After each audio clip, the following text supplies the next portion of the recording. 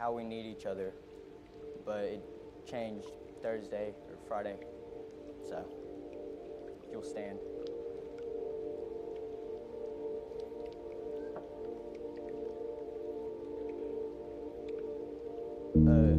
Straight away, Jesus constrained his disciples to get into a ship and to go before him unto the other side, while he sent the multitudes away. And when he had sent the multitudes away, he went up into the mountain apart to pray. And when the evening was come, he was there alone. But the ship was now in the middle of the sea, tossed with waves, and for the wind of contract. And in the fourth watch of the night, Jesus went unto them walking on the sea.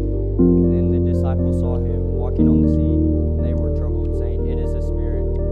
And they cried out for fear. But straightway Jesus spoke unto them, saying, Be of good cheer, it is I, be not afraid. Peter answered him and said, Lord, if it be thou, bind me, come on to the water. And he said, Come. And when Peter was come down out of the ship, he walked on the water to go to Jesus. So, with the first verse, why did he send the disciples to the middle of the sea? I think that he did it to see if the disciples had faith in him. And then what caught my attention was verses 25 through 29.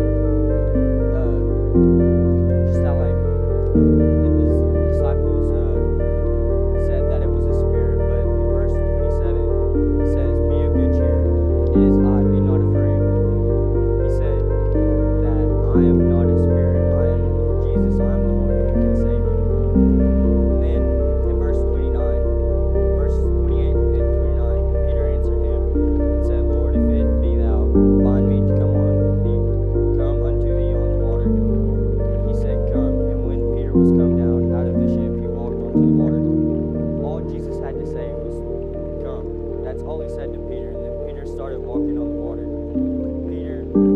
Peter had faith in Jesus that Peter could walk on the water. But in Matthew chapter 26, verses 69 through 75, Peter denied Jesus 3 times because he didn't have faith in him at this time. He just kept saying he does not know this man called Jesus. He didn't want no one to know that he knew that he knew Jesus, because he might have thought that he could have got killed or something. But I also was reading Mark chapter 4, how there was a storm, and then the people in the ship said, Master, carest thou not that we perish? That caught my attention in Mark chapter 4, because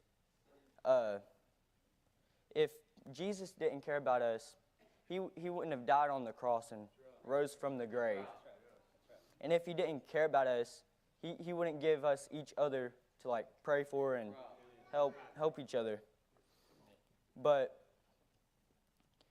think of like a windy road. There's a windy road, or 2 different roads. This road is stuff that the devil wants you to do, and then this side is Jesus. He wants you to follow him. The path that we would usually choose is the devil path, what the devil wants us to do, because we want to make our own plan. And then Jesus, he would want us to choose that path. That way he can make our plan for us. If we're saved, we can't make our own plan. He makes our plan. But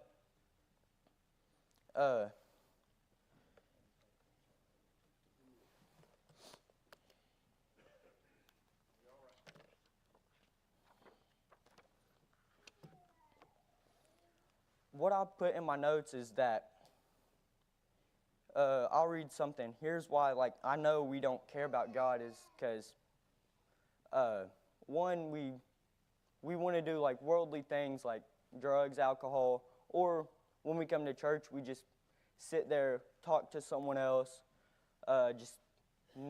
just like, don't care what the preacher has to say or, like, what God has put in the preacher's heart to say. But some of the other reasons, like, why we don't care is, like, one, we're broken and, like, we think we can't find help, even though we can find help. And then another reason is we want to do it ourselves. But Jesus, He doesn't want us to do it ourselves. If we made our own plan, we would fail. We can't do it by ourselves. But in Proverbs chapter 3, 5 through 6, it says, "Trust in the Lord with all thy heart. Lean not on your own understanding. In all thy ways acknowledge Him, and He shall direct your path." For me, it's like saying, if you just have faith or, like, trust in Him, He will make your path better, like, your life great. And then for like not caring, it says, if Jesus did not care about us, why does 1 Peter chapter 5, verse 7 say, "Cast all your cares upon Him, for He careth for you." If He didn't care for us, He wouldn't have made the Bible. He wouldn't have made this Bible verse for us to read. So, and then for, like, my last point, I put, maybe if we would, like, start caring, like, reading the Bible, we would have more peace in our life. And Rick, he's told us this a bunch of times. If we're not in our Bible or praying, we're just making a false idol. So if you're not in your Bible or praying, you're just making a false idol. You have to be in your Bible, and you have to pray to know who Jesus is. If we're not in our Bible, we can't get closer to Him.